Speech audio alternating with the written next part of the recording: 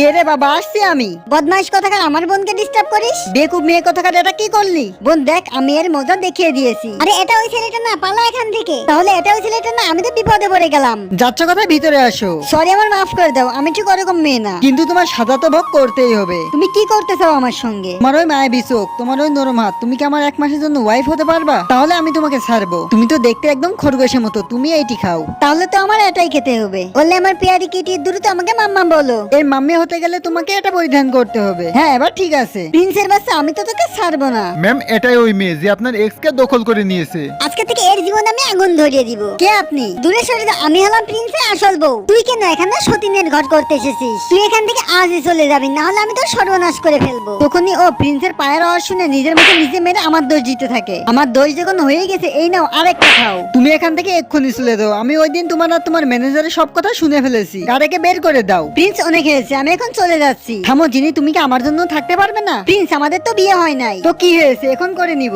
বন্ধুরা, আমাদের জুটি তোমাদের কেমন লাগে অবশ্যই কমেন্ট করে বলো।